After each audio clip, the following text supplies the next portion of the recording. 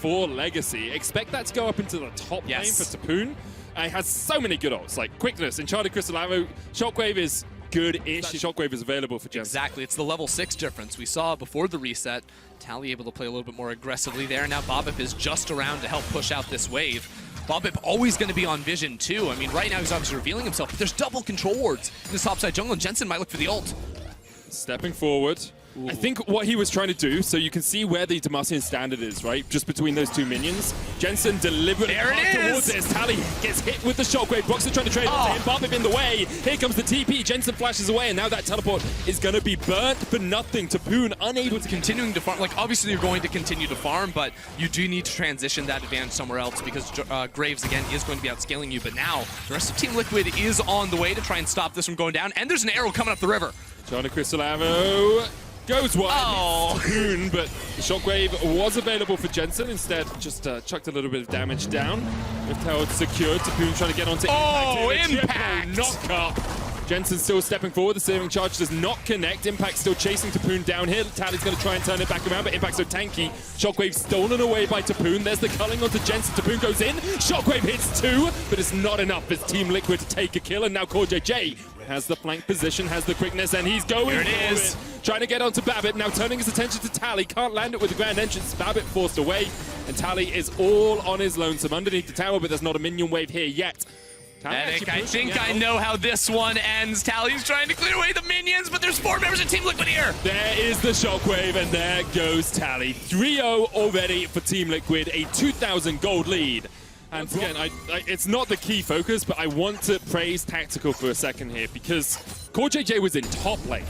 Tactical is here, still on the same amount of CS as his lane opponent in a 2v1, and it's the power not only of Tactical being a very good player, but also the Ashe just gives you that much more safety. You can stand a mile back and chuck out volleys and keep yourself pretty safe. Boxer now looking for a gank in the top lane. Tapoon hasn't really had the impact that Legacy would have wanted him to so far on this Silas. He jumps onto Boxer, steals away the collateral damage. There's a lot of work, but Tapoon will fall once again as Boxer just needs the final auto attack. And just quickly trying to reload there. Bobbip in the jungle for Jensen. Jumps onto Jensen. Jensen doesn't quite have flash back up yet. There's a Cataclysm, and Jensen will go down. First kill of the game to Legacy. That is a good look, though, for Legacy. And Bobbip, we've been waiting for him to make a play on this. Manamune stacking up on Tally. Seraph's Embrace complete on Raze. Photo belt on its way for Tapoon, but not quite there yet. Team Liquid at the moment. Roxa wins these. Yes, he does. Babbit's going to face check straight into him and realize he doesn't want a piece of that at all. Tally locked up with the shockwave. Jensen trying to try and put some extra damage down with the command attack. But boom! Collateral damage from across the wall finds his 5th kill of the game. I mean, Bobbip's right there, but Broxa won't let him save the day. Bobbip now being forced out of his own jungle while Jensen hits the mid lane. It's just like Hextech Minefield, a couple of bombs, the wave is cleared. Sure. So the Rift Herald gives you that opportunity just to take a tower a lot easier. Yeah, that'll just instantly break the tower. It's just above half HP. Oh, you said instantly, Ender. Yeah, it was like your instantly give or take. Were incorrect. Oh no! The combo! Into the knock-up. Bobbip's calculations on how long he could survive were also incorrect. It was just the calm before the storm. You know, they needed the extra one with the kill. A lot of thinking for Brox in this game, I feel like, for the carry. Oh, CoreJJ and Tactical here looking for a flank position on Tapoon. Jensen's on the chase. 2-level advantage for Jensen. And Tapoon doesn't have a good ultimate to steal out of the ones available to him. An arrow might help, but you can only lock up one of the 3 opponents. The shockwave misses. Jensen has a little bit of a sad B. No, that was Tapoon's shockwave. He was using it to clear the wave. He stole it. Yeah, that's what I was saying. But his shockwave missed. Yeah. Here we go. Got another fight in the bot lane. Deary me, and Tally. This is a super high level for a draft. I mean, it's just a good draft. It's true. It's true. It's working out well for Team Liquid right now as they continue to control this top side of the jungle. And I think as they are just looking for these towers, trying to chip away as much as they can. CoreJJ may be going for a flank here, but as soon as he's on a control ward, I doubt he'll go for the full. There's a fight in the bot lane. Yeah, Impact's going to kill Tally.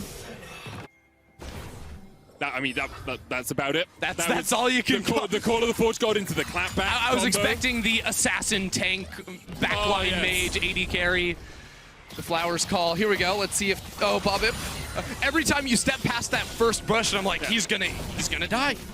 The tower's going to go down. Core JJ does have the quickness here. Tapoon's going to steal it away and charm Core JJ in their finals. Or in their There you go, Core JJ. Core JJ goes in with the quickness and immediately goes out with the quickness. They're just looking for this tower. You talked about it a little bit, and investing ultimates to make sure you can take the turret. If you get the kill, great. As Jensen populate and hits the guy on either side of his head. Right. That would discombobulate you, by the way. Yeah. Also, the Ornn Orianna Graves combination. It's pretty discombobulating. Yeah. Is that a word? Combobulating. I don't think it that's would be combobulating. Yeah, pretty sure. Honestly, I think TL could just run it down mid, but they'll play for the Dragon. If I run it down mid, I mean take the free inhibitor, because no one is there to defend it. It would be pretty easy for them to do. Oh, look at the flank. Look at Core JJ. This is going to be brutal. Quickness is just coming off cooldown. Core JJ in a great position. Tapoon trying to be there as well. Trying to see if Core's coming in for a flank position, but Tapoon already knocked up, and here comes Core JJ slowly waiting. He's waiting. He's patient. Here he goes. Call of the Forge got used. He jumps onto the backline. Tactical not able to get in range. Prox is actually chunked out just a little bit. Tally going in with the culling as well. Prox is low. Thank you, Mr. Dragon. At the back of it, Tapoon will be the first to fall as Jensen takes the kill. Tactical steps forward, looking for Raze, looking for Tally. Core JJ now with the front line for Team Liquid. Jensen still has ulti. Enchanted Crystal Arrow goes wide, as you say. Jensen still has the shockwave.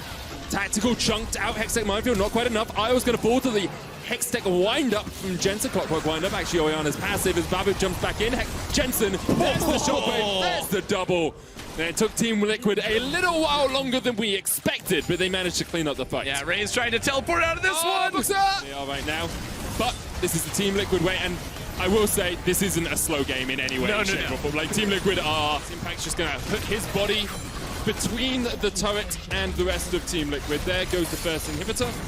Inhibitor tower. The inhibitor is shortly to follow. Call of the Forge God used onto Jensen. He's going to eat the Mega Inferno Bomb, but able to get away. There's the counter Call of the Forge God. Only hits onto Isles. Inhibitor does fall in the top lane, and now the rest of Team Liquid will rotate over, join Jensen, and push in. Kale's well played by Isles, but not well played enough to stay or to keep this inhibitor alive. Yeah, I don't think Isles could do anything right now by himself to keep the inhibitor alive. But it was good McHale's. He's a support. He did what he could. Had a good McHale's. Didn't really have much influence. Down to about half HP right now. Legacy looking for an opportunity to re-engage. The Nexus Tower almost falls. Impact eats all of the damage he can.